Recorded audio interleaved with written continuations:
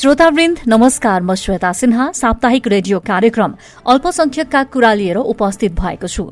यो कार्यक्रम अल्पसंख्यक तथा सीमान्तकृत समुदायको न्यायिक पहुँच विस्तारमा कानूनी सहयोग, वैदेशिक रोजगारी सम्बद्ध क्षेत्र तथा भूकम्प पश्चातको पुनः निर्माण प्रक्रियामा कानूनी परामर्श र सहयोग गर्दै आएको संस्था राष्ट्र निर्माण मञ्चको सहकार्यमा तयार पारिएको साप्ताहिक कार्यक्रम हो। यो कार्यक्रममा अल्पसंख्यक तथा सीमान्तकृत समुदायको अवस्था, उक्त समुदाय सम्बद्ध गतिविधि, राज्यले अल्पसंख्यक तथा सीमान्तकृत समुदायलाई लक्षित गरी निर्माण गरेका संवैधानिक तथा कानूनी व्यवस्थाहरूको कार्यान्वयन लगायतका विषयमा केन्द्रित हुनेछ।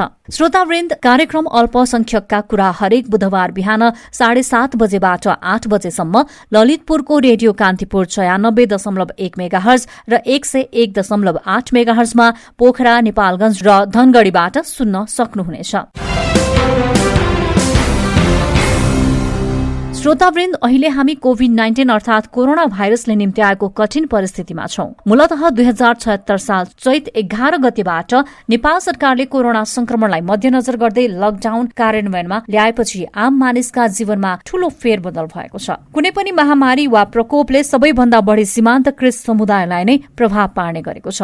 यसै सन्दर्भमा कोरोना संक्रमण पश्चातको लकडाउन वा निषेधाज्ञा लगायतका समयमा प्रदेश 2 मा दलित समुदायमाथि हिंसा र विभेदका घटनाहरूमा बढ़ोत्तरी भइरहेको भन्दै दलित समुदायले विभिन्न आन्दोलनका कार्यक्रमहरू सञ्चालन गरिरहेको छ। आजको कार्यक्रममा हामी प्रदेश नम्बर 2 अन्तर्गत दलित समुदायसँग सम्बन्धित विषयमा चर्चा गर्नेछौं। अहिले हामी कोरोना भाइरस संक्रमणको महासंकटबाट गुज्रिरहेका छौं। हरेक महामारी र प्राकृतिक विपदमा सबैभन्दा बढ़ी अल्पसंख्यक तथा सीमान्तकृत समुदाय नै प्रभावित हुने गरेको छ। यसै सन्दर्भलाई मध्यनजर गर्दै राष्ट्र निर्माण मञ्चले निशुल्क कानूनी सहायताका लागि क्रमशः 9814534609 र 0162000129 नम्बरहरू उपलब्ध गराएको छ। उपलब्ध यी नम्बरहरूमा भूकम्प पश्चातको पुनर्निर्माण सम्बन्धी कुनै पनि कानूनी परामर्शको आवश्यकता परेमा समेत सम्पर्क गर्न सक्नुहुनेछ। त्यस्तै वैदेशिक रोजगारी सम्बन्धी कुनै पनि कानूनी समस्या वा अन्य समस्या भएमा 9814534609 र 9849935243 मा सम्पर्क गरी कानूनी तथा अन्य सहायता समेत लिन सक्नुहुनेछ। अर्कोतर्फ कोरोना महामारीका कारण फेरिएको दैनिकी पश्चात देश वा विदेशमा बस्नुहुने जो कोहीलाई पनि मनोसामाजिक परामर्शको आवश्यकता पर्न सक्ने अवस्थालाई मध्यनजर गर्दै राष्ट्र निर्माण मञ्चले दूर मनोसामाजिक परामर्श सेवा समेत उपलब्ध गराएको छ। यदि तपाईलाई पनि कुनै मनोसामाजिक परामर्शको आवश्यकता छ भने 98511 77025 मा सम्पर्क गर्न सक्नुहुनेछ। श्रोतावृन्द, अहिले तपाईँ रेडियो कार्यक्रम अल्पसंख्यकका कुरा सुनिरहनु भएको छ। यो कार्यक्रम हरेक बुधबार बिहान 7:30 बजेबाट 8 बजेसम्म ललितपुरको रेडियो कान्तिपुर 96.1 मेगाहर्ज र 101.8 मेगाहर्जमा पोखरा, नेपालगंज र धनगढ़ीबाट सुन्न सक्नुहुनेछ।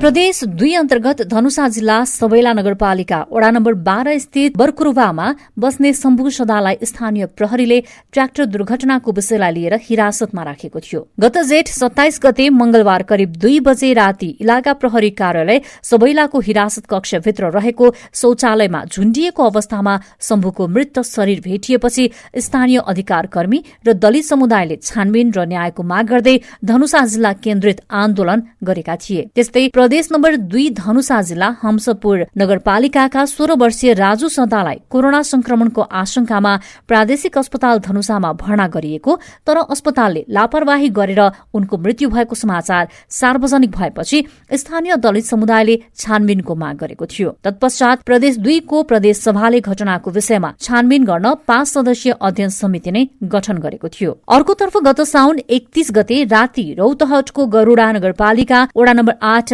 जिगडियामा हत्या भएका निरञ्जन रामको हत्याको आरोपमा प्रहरीले हिरासतमा रहेका गरुडा नगरपालिका वार्ड नम्बर 8 का 19 वर्षीय छोरा विजय रामको प्रहरी यातनाका कारण वीरगंज स्थित नेशनल मेडिकल कलेजमा उपचारको क्रममा मृत्यु भएपछि समग्र प्रदेश नम्बर 2 मा नै दलित समुदायले विभेदको विरोध गर्दै न्यायका लागि सड़क आन्दोलन गरिरहेका छन्।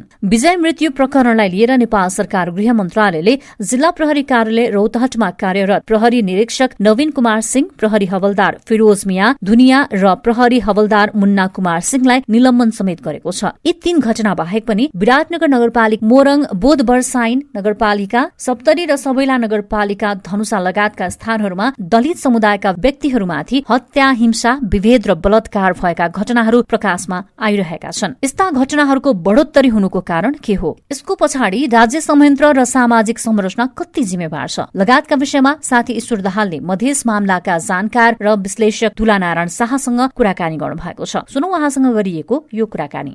अहिले प्रदेश नम्बर 2 का विभिन्न जिल्लाहरूमा विशेष गरी दलित समुदायमाथि राज्य पक्ष र सामाजिक रूपमा पनि विभिन्न उत्पीडनहरू, हिंसाका घटनाहरू बढे भनेर दलित समुदाय आन्दोलित भइरहेको छ। यसलाई तपाईले कसरी हेर्नु भएको छ?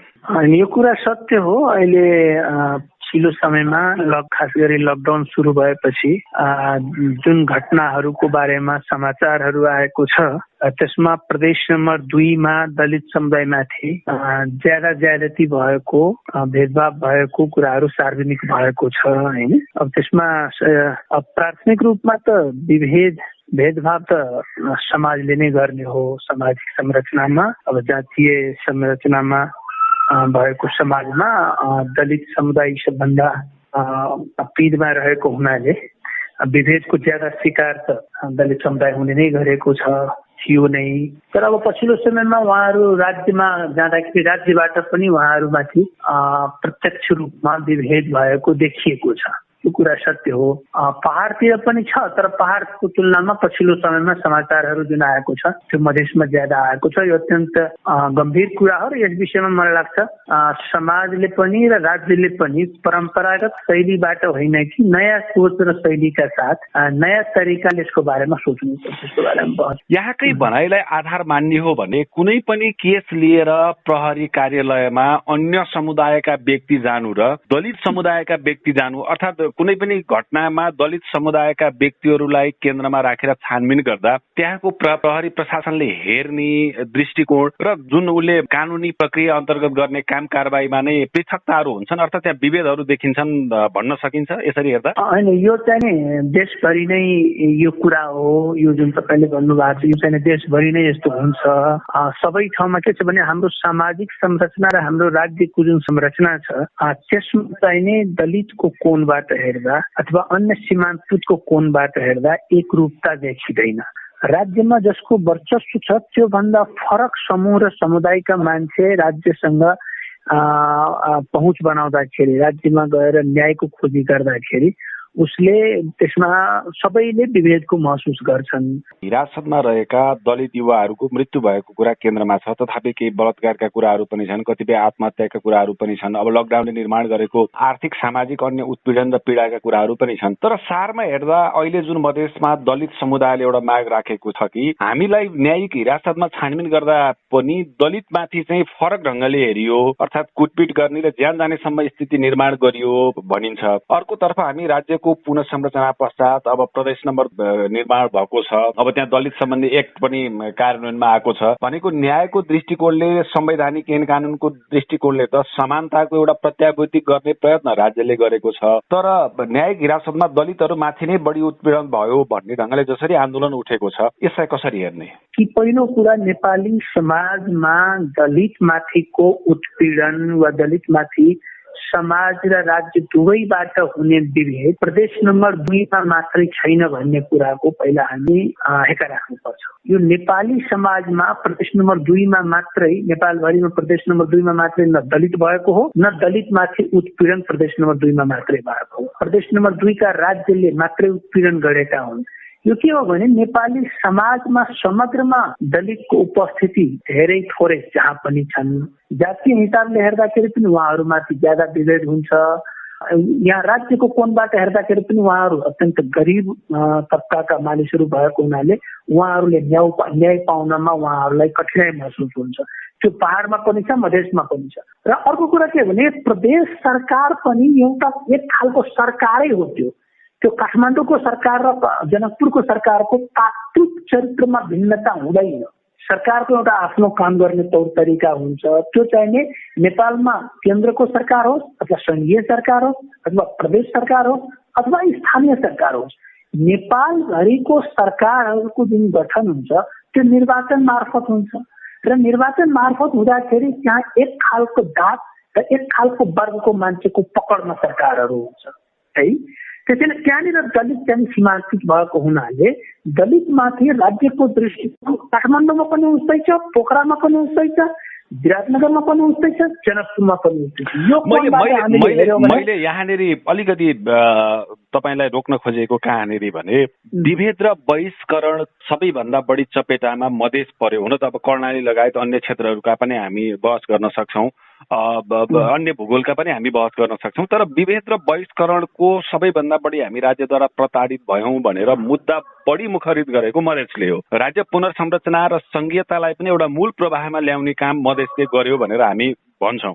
तर त्यो त्यही जगमा उपस्थित भएको मधेसको सरकारले तपाईले भनेको कुरा यथार्थ हो। प्रहरी प्रशासन अझै पनि संघीय संरचना अन्तर्गत नै छ होइन। यसमा विभिन्न चरणमा छलफल बहसहरू भइरहेका छन्। त्यो विभेदको पाटोलाई चाहिँ जो बहिष्कृत समूह हामी भयौँ भनेर चाहिँ आन्दोलन गरेको, त्यसपछि संघीयतामा गएको मधेस सरकारले जसरी ओनरसिप लिनुपर्ने हो त्यो लिन नसकेको चाहिँ हो दलितको मुद्दामा। होइन हेर्नुहोस्, यही कुरा तपाईँले यो प्रश्न एकदम जायज प्रश्न उठाउनुभयो। आजको दिनमा डिबेटै यही भएको भइरहेको कि मधेसमा आन्दोलन गर्ने शक्तिहरूले आज सरकारको नेतृत्व गरेको छ, तर उसले दलितको मुद्दालाई कसरी लिएको छ भन्ने कुरा हो होइन। त्यसैले मधेसी समाज जो हिजोको दिनमा आन्दोलित थियो आज सरकारमा पुगेको छ, उसले पनि जुन रूपमा दलितको मुद्दालाई लिनुपर्ने थियो, आफू सीमाङ्कृत भनेर जसरी दाबी गरिएको थियो, तर आफ्नो समुदाय भित्रको सीमान्तीकरणमा परेका समूहहरूको बारेमा जसरी बहस गर्नु पर्थ्यो, छलफल गर्नु पर्थ्यो अथवा त्यसको बारेमा जसरी कुराकानी गर्नु पर्थ्यो, त्यो गर्न सकेको छैन। यो तपाईँको कुरासँग म सहमत। तर मेरो के मात्रै विनम्र आग्रह हो भने यो बहसलाई हामी मधेसमा मात्रै केन्द्रित नगरौँ र मधेसका सरकारले चाहँदैन यो समस्या समाधान हुने। यो नेपाली समाजको, फेरि म पनि भन्दैछु, नेपाली समाज मात्रै होइन, यो दक्षिण एसियाको खास गरी भारतीय उपमहाद्वीपको समाजको यो सामाजिक संरचना नै यस्तो छ कि त्यहाँनिर चाहिने राज्य एउटा निश्चित समुदायको पकडमा जान्छ, राजनीतिमा हालिमुहाली एउटा निश्चित समुदायले गर्छ र समाजमा सबैभन्दा विभेदमा पर्ने, सबैभन्दा पीडा खेप्नु पर्ने चाहिने दलित लगायतको जाति हिसाबले दलित र लैङ्गिक हिसाबले महिलालाई खेप्नुपर्छ। यहाँ आम रूपमा बाहिरबाट हेर्दाखेरि प्रदेश सरकारले दोष दिन मिल्यो। तर अब तपाईँ र म यहाँ रेडियोमा बहस गर्दै गर्दाखेरि हामीले के चाहिँ बुझ्नुपर्छ भने जुन प्रहरीले उसलाई जुन प्रहरीले त्यहाँ पीडा दिएको छ, जुन प्रहरीले त्यहाँनिर हत्याको जिम्मा लिनुपर्ने हो, त्यो प्रहरी प्रशासन प्रदेश सरकार अन्तर्गत होइन, यो चाहिँ संघीय सरकार अन्तर्गत हो।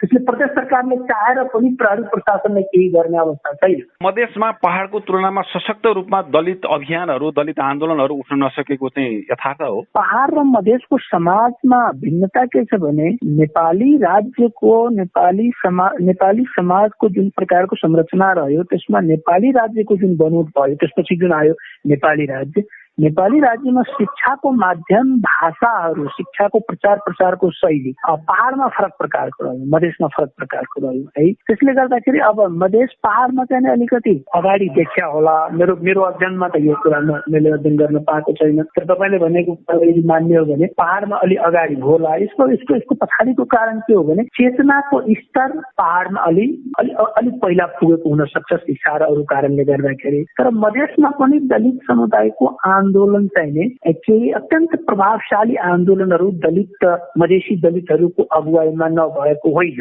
2047 पछि जब नेपालमा राजनीतिक परिवर्तन पछि एउटा नयाँ माहौल बन्यो, त्यसपछि तपाईँले उल्लेख गरेको सिनो बहिष्कार आन्दोलन जुन 70 सिराबाट सुरु भए, त्यो आन्दोलनले चाहिने अब हामीले यसो हेर्दाखेरि चाहिँ कपिल वस्तुसम्म गत वर्ष एउटा भ्रमणको सिलसिलामा त्यो आन्दोलनको प्रभाव कहाँसम्म पुग्दो रहेछ भन्दाखेरि सुनसरी मोरङ आन्दोलनदेखि लिएर कपिल वस्तुसम्म त्यो आन्दोलनको प्रभाव परेको छ र त्यसले चाहिँ नि मधेसी समाजमा एकदम फरक प्रकारको चाहिँ नि सम्बन्ध स्थापित गर्न सकेको छ है। त्यसरी नै तपाईले त्यहाँ हेर्नुभयो भने हरुवा चरुवा आन्दोलन त्यहाँ चलिरहेको छ। तपाईले त्यहाँनिर हेर्नुभयो भने मजदुरहरूको ज्याला वृद्धिको आन्दोलन माओवादी जनयुद्धकोटाका अत्यन्त सशक्त रूपमा उठेको थियो। त्यसैले यो दलित आन्दोलन मधेस र पहाड दुवैतिरमा केही भिन्नता त होला, तर आम रूपमा माओवादी जनयुद्धले दलितहरूमा जागरणको अत्यन्त नयाँ तरिकाको चाहिँ नयाँ शैलीमा चाहिँ प्रभाव गरेको छ। मधेसमा पनि छ, त्यहाँ पहाडमा पनि छ। अहिले आएर हामीले के देख्दैछौँ भने मधेसमा चाहिँ फरक प्रकारले दलित आन्दोलन जुन हुन खोजेको छ, यसको दुई तीनवटा कुराहरू छ। एउटा माओवादी जनयुद्धले निर्माण गरेको एउटा माहौल, दोस्रो चाहिँ मधेस आन्दोलनले निर्माण गरेको माहौल, र तेस्रो चाहिँ अब प्रदेशहरू जुन रचना भयो त्यहाँनिर दलितको जुन कन्सन्ट्रेसन छ प्रदेश नम्बर 2 मा र भौगोलिक सुलभता छ, सुगमता छ, त्यसले गर्दाखेरि अहिले त्यहाँ नयाँ प्रकारको एउटा जागरणको माहौल चाहिँ देखिन्छ, आन्दोलनको माहौल चाहिँ देखिन्छ, जुन कि दलित मुक्तिको लागि धेरै राम्रो कुरा हो।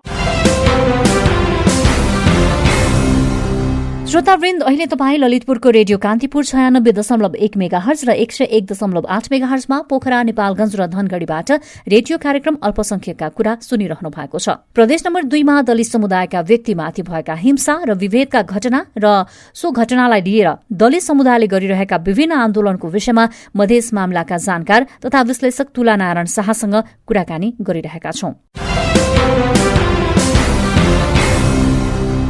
श्रोतावृन्द, अहिले हामी कोरोना भाइरस संक्रमणको महासंकटबाट गुज्रिरहेका छौं। हरेक महामारी र प्राकृतिक विपदमा सबैभन्दा बढ़ी अल्पसंख्यक र सीमान्तकृत समुदाय नै प्रभावित हुने गर्दछ। यसै सन्दर्भलाई मध्यनजर गर्दै राष्ट्र निर्माण मञ्चले निशुल्क कानूनी सहायताका लागि क्रमशः 98 41 53 46 09 र 0162 00 129 नम्बरहरू उपलब्ध गराएको छ। उपलब्ध यी नम्बरहरूमा भूकम्प पश्चातको पुनर्निर्माण सम्बन्धी कुनै पनि कानूनी परामर्शको आवश्यकता परेमा समेत सम्पर्क गर्न सक्नुहुनेछ। त्यस्तै वैदेशिक रोजगारी सम्बन्धी कुनै पनि कानूनी समस्या वा अन्य समस्या भएमा 98 41 53 46 09 र 98 499 35243 मा सम्पर्क गरी कानूनी तथा अन्य सहायता समेत लिन सक्नुहुनेछ। कोरोना महामारीका कारण यति बेला फेरिएको दैनिकी पश्चात देश वा विदेशमा बस्ने जो कोहीलाई पनि मनोसामाजिक परामर्शको आवश्यकता पर्न सक्ने अवस्थालाई मध्यनजर गर्दै राष्ट्र निर्माण मञ्चले दूर मनोसामाजिक परामर्श सेवा समेत उपलब्ध गराएको छ। यदि तपाईलाई पनि कुनै मनोसामाजिक परामर्शको आवश्यकता छ भने 98 511 77 025 मा सम्पर्क गर्न सक्नुहुनेछ। प्रदेश नम्बर 2 मा आफूहरूमाथि भइरहेको विभेद र हिंसालाई लिएर दलित समुदायले गरिरहेको आन्दोलनको सन्दर्भमा मधेस मामलाका जानकार तथा विश्लेषक तुलानारायण शाहसँग गरिएको कुराकानीको बाँकी अंश अब प्रस्तुत गर्दैछौं। शिक्षाको दृष्टिले हेर्दा पनि मैले यो तुलनात्मक अध्ययनको पाटोलाई हेरेको छु। यो ठिक यो बेठिक भन्ने पक्षलाई होइन। पहाडका दलित समुदायमा शैक्षिक जागरणको पछिल्लो समय अलि बढोत्तरी देखिन्छ। सूचाङ्क र तथ्याङ्कहरूले पनि त्यो देखाउँछ। मधेसमा अझै कमजोर देखिन्छ, तथापि पहिलाको भन्दा उठान राम्रो भएको छ। अब शैक्षिक रूप त्यो क्षेत्रै पछाडि पर्यो भन्ने हो भने हामीले आजभन्दा 10 15 20 वर्ष अगाडि हेर्ने हो भने पहाडतिर म्याथ, साइन्स, अंग्रेजी पढाउने टिचरहरू प्राय प्रदेश नम्बर 2 का मधेस कम्युनिटीबाटै पुग्नुहुन्थ्यो। हामीले धेरै विकट पहाडी क्षेत्रहरूमा नि त्यहाँबाट आएर एउटा पढाउने अवस्था थियो। अत्यन्त पुराना स्कुलहरू, जुद्ध स्कुलहरूदेखि लिएर पुराना स्कुलहरूको हामीले इतिहासहरू हेर्यौँ भने मधेसमा देखिन्छ। यो किन भयो भनेको मधेसभित्रको जातीय बाहुल जुन जातीय संरचना छ त्यहाँ चाहिँ अलि बढी सामन्तीय सोच नै भनौँ, अर्थात् अलि बढी पूर्वाग्रही ढङ्गले हेर्ने दृष्टिकोण अलि बढी भएको दलित प्रति। दालजी यस्तो छ, यो के छ भने सबै मान्छे व्याख्या गर्ने, विश्लेषण गर्ने, लेख लेख्ने, इतिहास लेख्ने मानिसको आफ्नो जातीय, सामाजिक, आर्थिक पृष्ठभूमिले ती कुराहरूलाई धेरै निर्देशित गरेको हुन्छ। आज हामी दुवैजना गैर दलित समुदायका मानिसहरू, एकजना पहाडी र अर्को मधेसीले यो विषयमा हामी कुराकानी गर्दैछौँ। त्यसैले यो कुराकानीको उठानमा, यसमा प्रश्नमा र उत्तर दिनेमा, तपाईँको प्रश्न गर्ने शैलीमा पनि र मेरो उत्तर दिने शैलीमा पनि हाम्रो सामाजिक, आर्थिक, राजनीतिक र सांस्कृतिक पृष्ठभूमिले काम गर्छ। तपाईले मधेसभित्र चाहिने केवल दलितको कुरा हेर्नुभयो भने दयनीय देख्नुहुन्छ, तपाईँ ठिक भन्नुभयो। तर तपाईले समग्र नेपालमा शिक्षाको अवस्था हेर्नुभयो भने समग्र मधेसी समुदाय नै पछाडि परेको देखिन्छ। 15 दिन अगाडि मैले नयाँ पत्रिकामा एकजना साथी र म मिलेर चाहिने एउटा लामो लेख लेखेका छौँ यस विषयमा। यो के हो भने तपाईँ यसलाई ऐतिहासिक परिप्रेक्ष्यमा हेर्नुपर्छ। नेपालमा आना शासन अन्त्य भएपछि शिक्षाको नयाँ माहौल बन्यो। नयाँ शिक्षा प्रणाली 2028 सालमा लागू भयो। तर 2013 सालसम्म नेपालमा हिन्दी भाषामा पढाइ हुन्थ्यो। 2013 सालमा शिक्षाको माध्यम भाषा जब नेपाली गरियो र 2028 सालमा जब नयाँ शिक्षा प्रणाली लागू भयो, त्यसको प्रभाव नेपालमा के देखियो भने असमान रूपमा परेको देखियो। यो अध्ययन अनुसन्धानको विषय हो है। त्यसमा चाहिँ सामाजिक कुरा पनि छन्, सामाजिक पक्ष पनि छन्। मधेसमा पछाडि पर्नुको कारण, मधेसभित्र दलित झनै पछाडि पर्नुको कारण, यसको केही सामाजिक कारणहरू पनि छन्। तर सामाजिक कारण मात्रै होइन, नेपालमा लिएको नीति, नेपालको संरचनागत संरचना शिक्षाको सवालमा जुन बन्यो नयाँ शिक्षा प्रणाली र भाषाको कारणले, र त्यसपछि त्यो शिक्षित मानिसहरूलाई जागिर दिने सवालमा जुन प्रकारको संरचनाहरू नेपालमा बन्यो, त्यसले के देखियो भने पहाडी समुदाय, खास गरी नेपाली भाषा जसको मातृभाषा थियो र छ, ती समुदाय बढी लाभान्वित भएको देखिन्छ र नेपाली भाषा जसको मातृभाषा रहेन, ती समुदाय चाहिने यो संरचनाबाट शिक्षामा पछाडि परेको देखिन्छ। नेपालमा हामीले के देख्छौँ भने मधेसी समुदायका मानिसहरू कि त प्राविधिक सेवामा गएको देख्छौँ, कि शिक्षणमा पनि इङ्ग्लिस, म्याथ, साइन्स पढाउनेमा देख्छौँ होइन। यसको अर्को कारण यदि अर्को कोणबाट हेर्ने हो भने नेपाली भाषा जहाँनिर धेरै महत्त्वको विषय थिएन, त्यहाँनिर मात्रै उहाँहरूले प्रवेश पाएको थियो, र नेपाली भाषा जहाँनिर प्रवेशको लागि महत्त्वको विषय थियो, वेटेज जसको बढी दिएको थियो, त्यहाँनिर तपाईँ देख्नुहुन्न। त्यो भनेको प्रशासन रङ्गालय हो होइन, त्यो भनेको सुरक्षा निकाय हो। त्यसले गर्दाखेरि यो राज्य संरचनामा जब मान्छे प्रवेश पाउँदैन, खास गरी अब बुझ्ने भाषामा भन्नुपर्दा जब जागिर पाउँदैन भने मान्छेमा पढ्ने किन भन्ने एउटा मनोविज्ञान विकास हुन्छ, जुन मधेसमा तपाईँले पाउनुहुन्छ है। त्यसैले समग्र मधेस नै गएको 50-60 वर्षको नेपालको शैक्षिक विकासको इतिहासमा समग्र मधेस नै डे बाई डे पछाडि पर्दै गएको छ। त्यसमध्ये मधेसी समाजभित्र पनि दलित चाहिँ अत्यन्त पिछडिएको, समाजले पनि विभेद गरेको र राज्यले पनि नदेखेको कारण दलित समुदाय चाहिँ अत्यन्त पछाडि छ। ऐतिहासिक हिसाबले हामीले हेर्दाखेरि यो कुरा देखिन्छ। तर म फेरि पनि तपाईँलाई के जोड दिँदैछु भने कि पहाडमा दलित र मधेसको दलितको तुलना गर्दाखेरि पहाडको दलितको त कमसेकम मातृभाषा त नेपाली थियो नि त। त्यसले गर्दाखेरि नेपाली भाषामा पठन पाठन हुँदाखेरि अलिक थोरै पाएको होला फाइदा, तर तुलनात्मक रूपमा मधेस र पहाडको दलितमा पहाडको दलित बढी फाइदा पाएको देखियो मधेसको तुलनामा, भाषाको कारणले, अवसरको कारणले। हजुर, अब अन्त्यमा अहिले जसरी मधेसमा यो कोरोना संक्रमण र यो भयावह अवस्थाको बीचमा पनि दलित समुदायले आफ्नो अधिकारको लागि जुन आन्दोलन गरिरहेको छ, आफ्नो आवाजहरू मुखरित गरिरहेको छ, त्यसलाई अब सरकारवालाहरूले कसरी सम्बोधन गर्नुपर्छ? र अहिले तपाईँले भने जस्तो पीडितले आफ्नो आवाज उठाउने एउटा कन्सेप्ट छ, अर्को चाहिँ भनेको जो पीडाको उसले पनि चाहिँ त्यसलाई अनुभूति गरिदियो भने पनि धेरै चेन्ज हुन्छ भन्ने खालको अर्को कन्सेप्टमा पनि अहिले संसारभर काम भइरहेछ। महिलाको मुद्दा महिलाले मात्र होइन, पुरुषले पनि उठाइदिनुपर्छ है भन्ने ढङ्गले गैर दलित पक्षले पनि मुद्दा उठाउने पक्ष, यी सबै कुरा जोडेर हेर्दा यो आन्दोलन अगाडिको बाटो र सरकारवालाहरूले निर्वाह गर्नुपर्ने भूमिकालाई कसरी हेर्नुहुन्छ अन्त्यमा? एकदम सकारात्मक रूपमा आन्दोलनलाई लिनुपर्छ गैर दलित समुदायले पनि। जो पीडामा परेको छ, जो बहिष्कृत छ, त्यो समुदायलाई जति बेला यो कुराको आभास हुन्छ, यो कुराको समझ हुन्छ, यो कुराको चेतना हुन्छ, उसले विद्रोह गर्नुपर्छ र गरिराखेको छ। यो स्वाभाविक हो। मधेसको दलितमाथि विभेद भएको छ। विभेदको कारक दुवै छन्, समाज पनि छन्, राज्य पनि छन्। यो मधेसको मात्रै दलितमा यो लागू हुँदैन, यो पहाडको दलितमा पनि यही कुरा लागू हुन्छ। नेपाली समाजको जातीय संरचना भएको समाजमा सबैभन्दा पिँधमा रहेका दलित समुदाय हुन्। दलित समुदायमाथि समाजले पनि विभेद गरेको छ, राज्यले पनि विभेद गरेको छ। त्यसैले यसको सम्बोधन समाजबाट पनि हुनुपर्छ, राज्यबाट पनि हुनुपर्छ। दुःखको कुरा के छ भने राज्यमा केही कुराहरूको सम्बोधनको प्रयास भएको छ, समाजले जुन रूपमा यो कुरालाई लिनुपर्ने हो, जुन रूपमा स्वीकार गर्नुपर्ने हो, त्यो चाहिँ नै समाजमा भएको छैन। त्यो पहाडमा पनि भएको छैन, मधेसमा पनि भएको छैन। त्यो तपाईँले सोध्नु होला कसरी भएको छैन भन्दाखेरि पहाडमा पनि अहिले पनि निर्वाचनमा दलित समुदायलाई मत दिएर नेता मान्ने चलन पहाडमा पनि भएको छैन, मधेसमा पनि भएको छैन। राज्यमा दलित समुदायलाई जुन अग्रगामी अधिकारहरू दिनुपर्ने थियो, अरूभन्दा बेसी दिनुपर्ने थियो, त्यो पहाडमा पनि भएको छैन, मधेसमा पनि भएको छैन। त्यसले गर्दाखेरि यसमा गैर मधेसी समुदायको अत्यन्त महत्त्वपूर्ण भूमिका छ। यसमा हाम्रो गैर मधेसी समुदाय, तपाईँ र म जुन समुदायमा पर्छौँ, यसमा हामीले के देख्यौँ भने अत्यन्त डबल स्ट्यान्डर्ड भएका मानिसहरू ज्यादा देखियो होइन। व्यक्तिगत कुरा भएन, तपाईँ आफ्नो ठाउँमा अत्यन्त प्रगतिशील हुनु होला, म आफ्नो ठाउँमा अत्यन्त प्रगतिशील होला, त्यो आफ्नो ठाउँमा छ। त्यो चाहिँ अपवाद केस भयो, अथवा हामी नहोला, हामी चाहिँ प्रगतिशील नभएको देखिएला। तर त्यसो भने अहिले पनि गैर दलित समुदायमा अत्यन्त डबल स्ट्यान्डर्डको खेल चाहिँ भइरहेको छ। भाषण गर्दाखेरि अत्यन्त प्रोग्रेसिभ कुरा गरिदिने, तर व्यक्तिगत रूपमा लागू गर्नु पर्दाखेरि चाहिँ परम्परावादी सोचबाटै लागू हुने। राजनीतिमा कुरा गर्दाखेरि अत्यन्त प्रगतिशील कुरा गरिदिने, तर सामाजिक रूपमा दिनु पर्यो भने अत्यन्त चाहिँ फेरि परम्परावादी भइदिने, अत्यन्त चाहिँ कन्जर्भेटिभ भइदिने, त्यो चाहिँ सोच छ। जसरी कि हेर्नुहोस् न, राष्ट्रिय रूपमै म तपाईँलाई कुरा गर्न चाहन्छु।